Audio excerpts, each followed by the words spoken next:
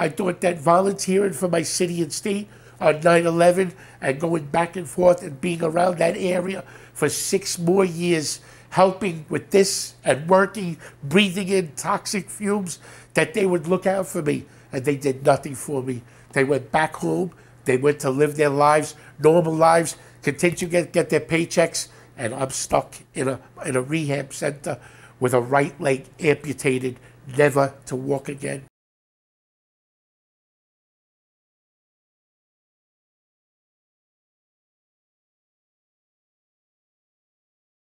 My name is Mike DePippo, a 9/11 first responder and crane operator and survivor. There are many people to date that are still dying from residual illnesses, cancer, and many other things from breathing in over 2,500 toxins. The state of New York, the EPA, Environmental Protection Agency, basically lied to us and told us that the air was safe to go back down there and to help out and help remove steel, burn steel, lift things, clean out debris. And it was all a big lie. They didn't provide us with any kind of respiratory measures, which is called a respirator that you could breathe through that collects debris, dust, and toxins. And basically, many people have died because of that. To date, I did not get cancer, but I'm on 3 types of medication for the rest of my life for respiratory illness. Basically, I have problems with my lungs. COPD, which means that my lungs are restricted in breathing. As you can see, I'm gasping by trying to talk to you. I can't talk for very long before I have to take a breath and continue speaking. On 9/11, I didn't realize at the time, but we lost a bunch of friends and family. To date, it's probably around 15 people. There were a couple of my buddies that I went to school with and played hockey with, like Christopher Santora was a fireman. Carlos Lilo was an EMS worker. William Duffy, Gil. There's a bunch of people. Manny Napori. And basically their families will never have closure. And it was a terrible thing that happened. So I was there on 9/11 and went from basically a rescue mission with my coworkers and I into a survival situation. You couldn't see 2 feet in front of you, couldn't see a hand in front of your face. There was people crying and calling out, car alarms going off. There was dust and debris, paperwork flying, everything. After about a year, we had a visit from some people from the World Trade Center Medical Monitoring Program, and they came to our union hall. Actually now I'm forced to retire due to my illnesses and my injuries, but they came there to sign us up for the World Trade Center Medical Monitoring Program, where we would get the proper care for life if needed, and many of us volunteered that day. So time went on. After going back and forth to the World Trade Center Medical Monitoring Program, which was at NYU Medical Center, I saw friends that were suffering. Some were dying day to day. There's a case where my friend's mom, Mrs. Riccoboni, was never even found.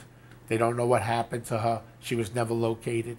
And their family still doesn't have any closure. And it's a sick thing that happened. Fast forward a couple of years.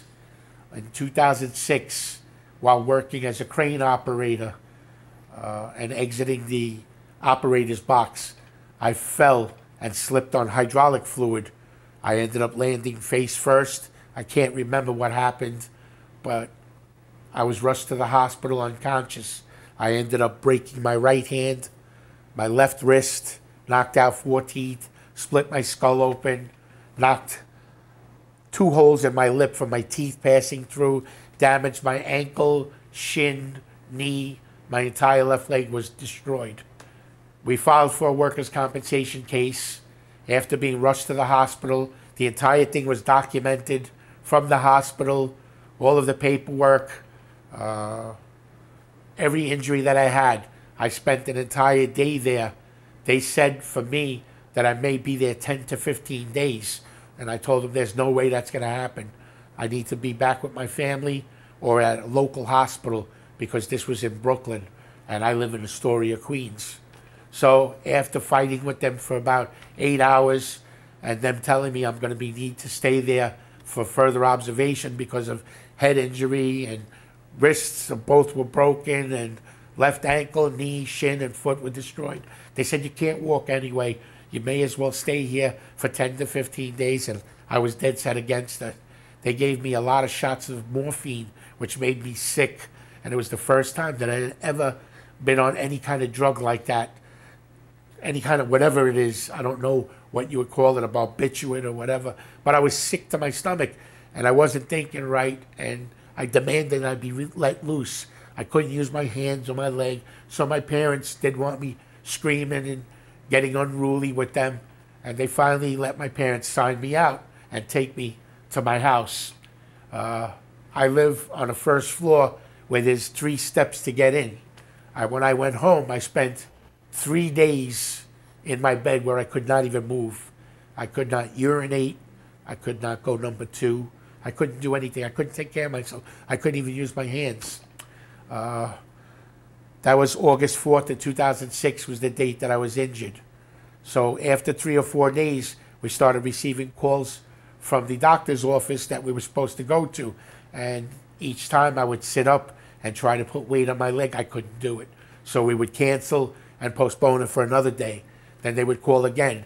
It finally took 7 days, I believe, from August 4th was the injury, and we didn't get seen till August 11th of 2006. They finally brought me there. My friends and family helped me walk to this place. We got in there. I sat down for about an hour or 2, and when they saw me, they said, what happened? And I told them I slipped. Very bad injury off of a crane and damaged my body. They did all the x-rays, documented all of the injuries. They prescribed an XL Walker boot for my left leg. Sorry, difficulty breathing.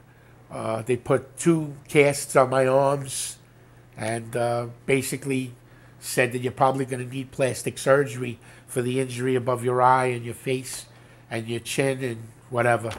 So little time went by and all of the injuries were properly documented. My doctors were requesting MRIs from day one, and basically the law states that in a workers' compensation case, you're supposed to be getting the proper care and coverage within 11 or 12 days, I believe. I'm no lawyer, but from what I'm told, it was 11 or 12 days.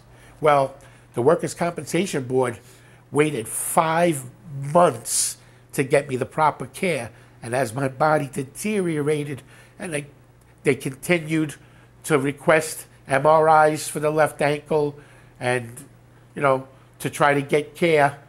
So while they're requesting the MRIs and x-rays and things like that to be, taken care of, we didn't know it at the time, but the Workers' Compensation Board was negligent. They didn't even know that I was injured after a month of me filing complaints and my doctors requesting, what's your coverage? Who's going to pay for this? And I kept telling them, this is a workers' compensation case. And they said, well, nobody's answered yet. Are you sure that you have coverage? Can we use any other insurance? And I told them, it's impossible because my union won't pay for this. Their laws are, if you're injured, it becomes a workers' compensation case or we'll throw you out. They're not going to pay for injuries that happened on the job. It becomes a compensable case that New York State's supposed to take care of you. But New York State handled the case with such negligence that it took 5 full months for them to finally get the proper care. And when I called up filing complaints after a month saying what happened, they said, we didn't even know that you were injured. You didn't know I was injured. We filed the proper C3 and C4 forms. We filed everything correctly. My lawyer took care of everything. He's been doing this for years. You can't say he doesn't know what he's talking about. So they tried to blame the insurance company. Then I called up the insurance company, who was AIG Insurance, and said, what gives? What's going on? And they said, we're sorry. Nobody told us that you were injured. So they sent me the paperwork to fill out. I sent the paperwork. By the way, we documented the entire injury from head to toe, all photographs. It's documented on medical records. It's documented with requests for MRIs, X-rays, and basically it's negligence on their part. So, like I said, the law is 11 or 12 days that you're supposed to get coverage. 5 months went by. Finally, after I was getting billed for this XL Walker boot that I was prescribed for $300 for my left foot so that I could at least put some kind of weight on it, I finally get told by AIG Insurance, we're not responsible for you. Didn't the Workers' Compensation Board tell you that? I said, what are you talking about? I sent you photographs and everything. You guys said that you would be covering me. They said, no, they misidentified us. We're not up at bat. It's another insurance company is supposed to cover you. Call them. We're sorry for any inconvenience. So 5 months went by. My body was deteriorating. My left foot was completely annihilated. I couldn't even use my hands. I could barely get out of bed. And when I did, I had to walk with a limp. I live in, thank God, I only have a small 4-room apartment. And I went from my bed to my front chair, where I sat in front of my computer and put the computer on, in front of my TV, in front of my computer and my phone, and basically manned the station to try to get help, to get the proper care. So it came to the point where my doctors were doubting that I even had insurance because it took so long. They said, it doesn't take 5 months to get coverage. And then finally, the second insurance company, Comp Risk Management of Poughkeepsie, New York, sent paperwork to me. I called them up because I wasn't going to wait another 5 months and said, are you covering me? Because I've been sitting here, my leg is completely destroyed. I don't know what's going on. I have 2 broken arms. I have not even got a check, not one check yet. And the lady, her name was Davette Whitehead. She was the one that took care of me. She said, don't worry about it. We're responsible for you. The Workers' Compensation Board made a mistake and misidentified the first insurance company. So here it is. At the end of the 5 months, I sent in my paperwork again, description of the injury and what happened, what I was suffering from, the breaks, the teeth knocked loose. By that time, there was 4 teeth completely out. 2 within 2 days of the injury of August 4, 2006, and another 2 as a result of those teeth being loose. So finally, I sent in all the paperwork, the photographs of the injuries, and they took the case and said, okay, we'll take care of you. And finally, they sent a check for over $5,000. But I appreciate that, but by that time, my body was deteriorating. I hadn't got the proper care. That's plain negligence on part of New York State. I don't know how they even call themselves workers' compensation. They don't give you enough money. They drag everything out for years until they take care of you, until your body is completely destroyed. Most people that have serious injuries in the workers' compensation system end up with compounded injuries from causally related, from overcompensating for one injury, which is what happened to me. My original injuries were broken right hand, broken left wrist, 2 torn tendons, 1 in each wrist, and damaged left foot, right elbow, left elbow, and ribs. When I was done with them, I had a causally related damaged right leg, a causally related tear in the left knee after MRIs. Finally, after almost a year, we started to get MRIs and my first surgery. We requested surgery. I got surgery on the left wrist around 2009, I believe it was, September of 2009. And I went to St. Francis Hospital. Then we requested MRIs for the right wrist. Now, during this entire time, that first 5 months, they were requesting MRIs for my left ankle that never came until long after I started to get the proper care. Basically, what happened to me was I developed a blood clot in September, around my birthday, September of 2008. That's when the blood clot fully exploded in my leg. 3 times the size of my right leg. Now, the blood clot, they had a suspicion of the clot probably 6 to 8 months before because of slow swelling or gradual swelling. So my doctors continuously asked for MRIs and, trying to get the proper care for me. So basically, I developed a blood clot in September 5th of 2008. Finally, the blood clot exploded inside my body. My left leg was 3 times the size of my right leg. I couldn't walk. I had to be rushed to the hospital, and I spent 3 days there. The medication cost about $3,500 for just the shots. I believe it was called Lovenox. They gave me Coumadin, blood thinners. Basically, it was a workers' compensation case from what I had thought. And after 3 days, I was released back to my own home. I gave them a hard time to sign me out. I can't stand people touching me. And finally, they let my parents sign me out. They brought me home to my house, and I stayed at my house. The next day, I called up the insurance company, which was Newman Claims, who had taken over the case after 22 months. And we didn't know why, but something was going on with the second insurance company after AIG, Comp Risk Management. And I didn't find out until I asked Newman Claims, a woman by the name of Christina Petri. And I said to her, why am I going through now a third insurance company?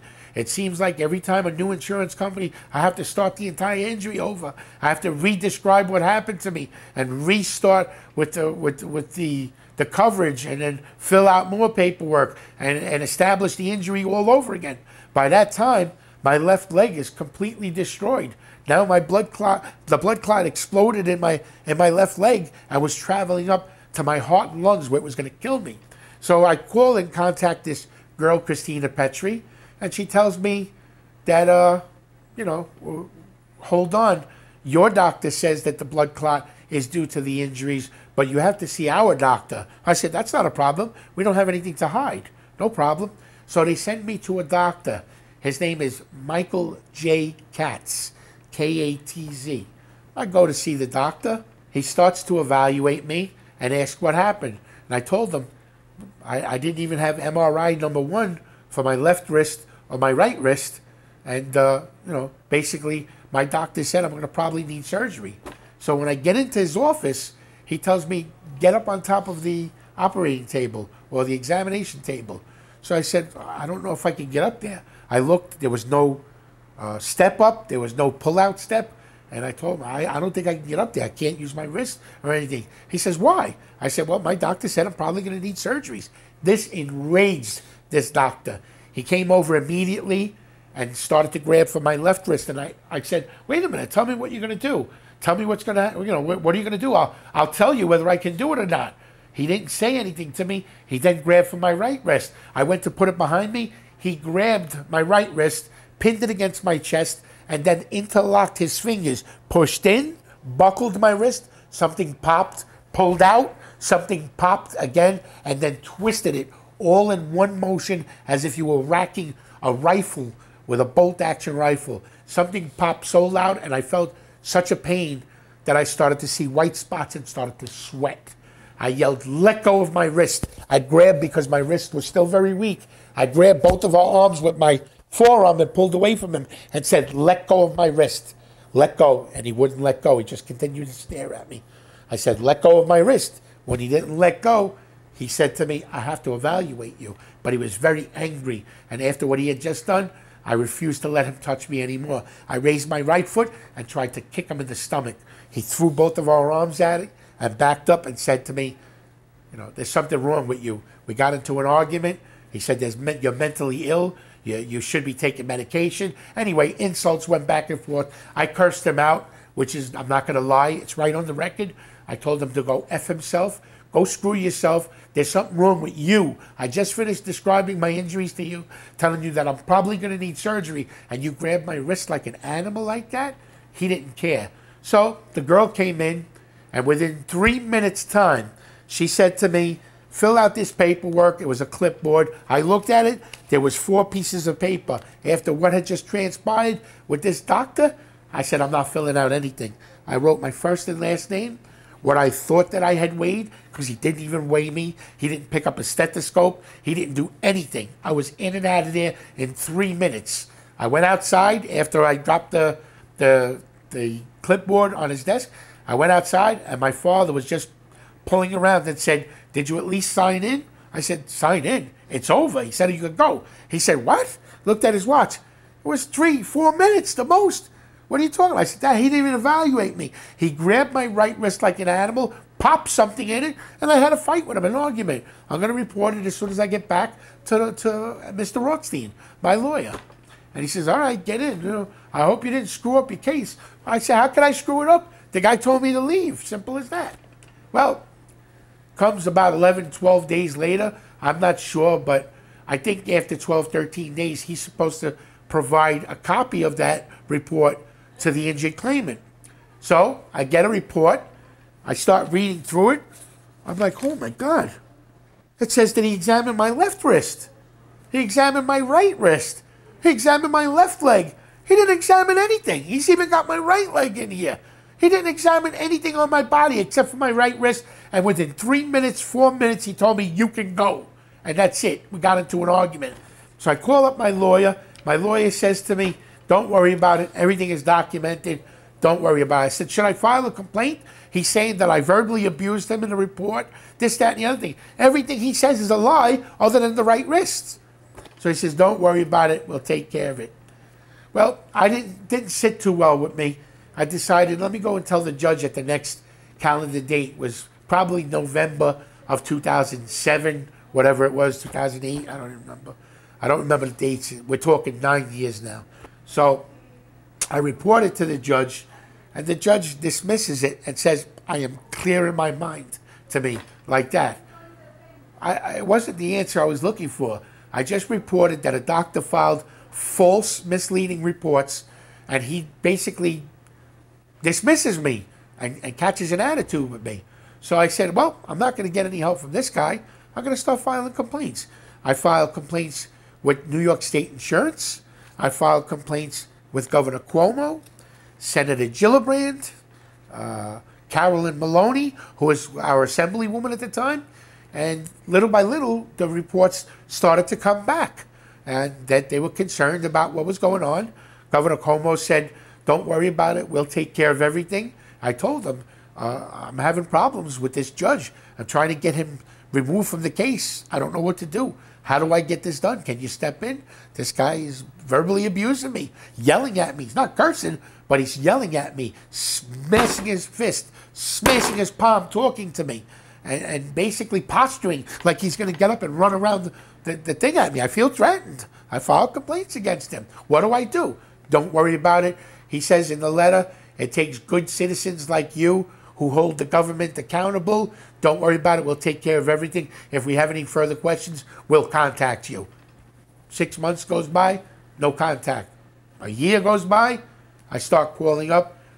Can I speak to Governor Cuomo or one of his aides or something? You know, we sent in a 56-page complaint detailing the entire problem about what's going on. You know, I mean, can you help me? And they said, well, what letter are you talking about? I said, I sent in a whole complaint. I described everything that happened. He sent the letter back to me. They said, okay, we'll get back to you in a day. 2, 3 days go by, nothing. I call him up again. I said, did you find my complaint, ma'am? You know, she says, we don't have any record of your complaint. I said, are you kidding me? You don't have a record of my complaint? I have copies of everything. I document everything.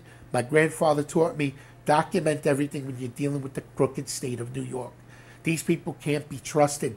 The politicians are so crooked that when they die, you have to screw them into the ground. They're in the White House is so full of crooks, they're falling out of the windows backwards. So anyway, thank God I listened to my grandparents. I documented everything. I told them, listen, I'm going to send you a copy of the letter he sent to me and more complaints telling you what's going on, as I'm suffering now from a blood clot. My foot is purple and it may need to be amputated. This judge is catching an attitude with me. The head judge, Henry Stevenson, who is a senior law judge, evidently was forwarded my complaints and starts to file letters back to me. And he copies them back to the same judge that I'm trying to have removed from the case. How am I supposed to get a fair trial and a fair hearing if you're filing complaints back to me, answering my complaints, copying them back to the judge, telling me that you looked into my complaints? It's right on the record. You could see where he's yelling and screaming at me throughout the entire hearing. No, you can't hear it audibly, but you can see it. No, you do not conduct this hearing. I will tell you when you can make a statement for the record. You don't talk to somebody like that. That's unprofessional. So anyway, in the letter from this senior law judge, Henry Stevenson, evidently he's in charge of all the judges, he says to me that I looked into your accusations, and everybody says that he acted professionally in the court. Are you kidding me? That's a lie. The words are right there in black and white. Yet he claimed nothing happened. So I continue to file complaints with everybody under the sun, trying to get this judge removed. Now the blood clot is up in my gut by the time 2010 comes.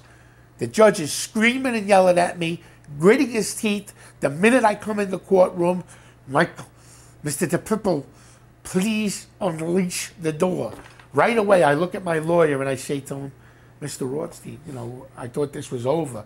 I thought we were going to have this guy removed and get a fair judge in here. There's no way I'm going to get a fair trial. This guy is supposed to make a decision, death decision, whether I get the proper treatment, and he's over here screaming at me like he wants to kill me, making believe that he's going to get up and run around the table at me, or the bench, whatever you want to call it.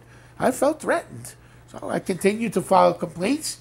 The letters continued to come back from this guy, Judge Stevenson, who was the head judge, stating, oh, don't worry about it. Your lawyer's going to take an appeal, this, that, and the other thing. I practically pleaded with this judge and said, please, look at my foot.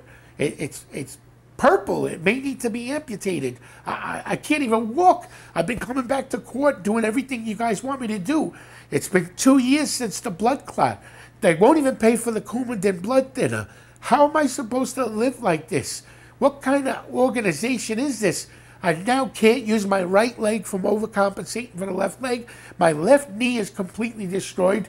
We're requesting MRIs. It takes over a year to get an MRI granted, and by that time I'm crippled. So finally the blood clot had reached my heart, and they had to do an emergency angioplasty and put a stent in my heart. And it blocked off both legs this time. The blood clot originally started in the left leg. By the time they handled this case with negligence, the clot made it all the way up to my heart, where it almost killed me.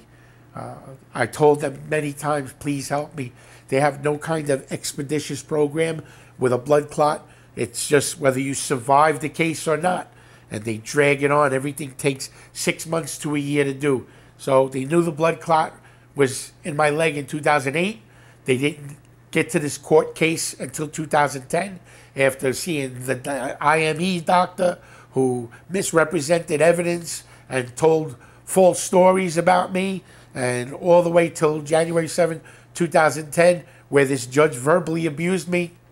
Finally, August 18, 2014, I was in my home, and my legs started to go numb. I didn't know what was going on, and I started to yell, help, help, help me. I can't feel my legs. The blood clot had blocked off both legs. It went from just the left leg all the way up to the heart, and now I had problems with both legs. I was rushed to the hospital, Mount Sinai in Manhattan, by ambulance. I couldn't feel anything. I was in so much pain. They gave me medication to try to numb the pain. We went in for an emergency CAT scan, I think it was, or an MRI. And they said to me, you have a clot in your heart. You have a clot. It must have split. After we told them that the clot was originally in the leg, it must have split. And now you have a clot blocking each leg, and you have one in your heart. So your right leg has a problem. We may have to amputate your right leg. And I thought it was a joke at first. I said, what are you talking about? There was nothing wrong with my leg. And they said, evidently from the story your parents are telling me, that it took so long that the clot now has done damage to your heart and both legs. And there's a chance that you might lose both of your legs. So they said emergency surgery tomorrow. We went in for surgery to remove the leg, to remove the clot out of the right leg and the clot out of the left leg. I came to in the hospital, and they came in to visit me, and I remember my family staying there, and they said to me, how you feeling, Mike? Is everything okay? Let me see, wiggle your toes. My right leg, my left leg, I could wiggle a little bit, but it was a lot of pain. There was so much nerve damage under the toes and under the foot. I tried to move my right leg, and my right leg was dead. I lost all feeling in my right leg. I couldn't move my toes. All I could do was move my leg back and forth. And this is what happens when New York State is supposed to take care of you. They drag things on. They're negligent. They should not be in charge of a human being. They don't know what they're doing. They'll kill you if you have serious injuries. There's no expeditious program where they rush to take care of your blood clot. There's nothing that they can do for you. To you, you're just another number to them. There's no way to help you, and it's the same as if I had a broken finger. They drag it on and say, nope, you have to see the insurance company's doctor. And whether he's honest or not depends on whether you get a fair trial or not. When all this happened to me, finally, I had to give up my right leg. They told me, we're going to have to amputate your leg because you can't use it anymore. You'll just be walking around with one leg and a dead leg. You'll have some kind of life. You can get a prosthetic leg and you can resume your life and get some kind of quality of life. You will not have a quality of life unless you give up your leg. And it took me, my family, we had a family meeting and we spoke about it. And they said this, what's going to happen is your leg is going to slowly die and it's going to poison your body and you're going to end up dying, Michael. You have to give up your leg. And I made the decision to live the rest of my life as an amputee, all because of the criminal negligence of this Workers' Compensation Board, their cases. We submitted evidence that was illegally tampered with and removed. They have it on record. They even documented it. But they claimed we sent it back to you. They never sent anything back to our family. We asked for a tracking number. Where's all this medical records? A CAT scan of my lungs, breathing tests, a letter from a pulmonary specialist who's in charge of the World Trade Center Medical Monitoring Program. Where's all this evidence that we sent in? They claimed we didn't know where it was at first until I provided evidence. I said, are you kidding me? We documented everything. We know who signed for it, what date it got there, and then when I presented that to them, they changed their story and flip-flopped and said, we sent it back to you. You sent nothing back. Right now, my right leg has been amputated. I will be unable to walk the rest of my life. I can't get a prosthetic leg because the leg is cut up so far close to the hip that if I don't learn to walk with crutches and one leg, I'll never be able to walk again. I'll be in a wheelchair the rest of my life. What I want is justice. I want these judges taken out of the system. I want them to lose their licenses to practice law. I want anybody who was in charge of the Workers' Compensation Board, the head of the chairman of the board, his name is Robert Beloten. I sent over 25 emails to the Office of General Counsel, including Robert Beloten, who's the chairman of the board, requesting help, and he refused to help me. Never responded, nothing. And because of these people, I'll be like this the rest of my life. Who's going to compensate me? Who's gonna pay for me to live? I can't even get in and out of my house because I have stairs there. I can't get up and down one step, let alone 4 steps. This is ridiculous. Well, the end of the story was that I spent 6 months in Mount Sinai Hospital and then immediately came over to this rehab center, which is called Jewish Home Life. And I've been here, I think, about 7 or 8 months plus going on. This is my second Christmas away from home. I spent 2 Thanksgivings away from home, and all of this could have been avoided. All they had to do was listen to me. Now, here's the kicker. After reporting that doctor, Mr. Katz, I get an anonymous phone call, and it says, Google Michael J. Katz, perjury, fraud. I look him up, and he got caught committing perjury in the New York State Supreme Court, lying under oath about another injured claimant, the same thing that he did to me, stating that he was there and examined all these body parts. The judge told him right to his face, you're a liar and a thief. How can you come to my part and lie and state that you did all of these things when this man tape recorded the entire thing and it only lasted 1 minute and 56 seconds?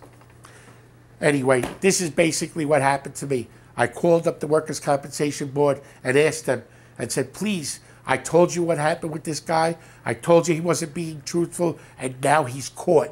Just look up Michael J. Katz, perjury and fraud, and your screen will light up. Judge rips knock for huge lie. Perjury prosecution possible. License and liberty placed in jeopardy. All of these things. So this has not only inconvenienced my life, it has destroyed it. When I was initially injured, I was 39 years old. In 2006, I had plans to start a family. I don't have anybody else in my family to carry on the family name. My last name dies with me. So if I don't have a family, so does my name. Everybody dies, that's it. I'm the last Pippo in my family. I never did anything to deserve this. I thought that volunteering for my city and state on 9/11 and going back and forth and being around that area for 6 more years, helping with this and working, breathing in toxic fumes, that they would look out for me. And they did nothing for me. They went back home.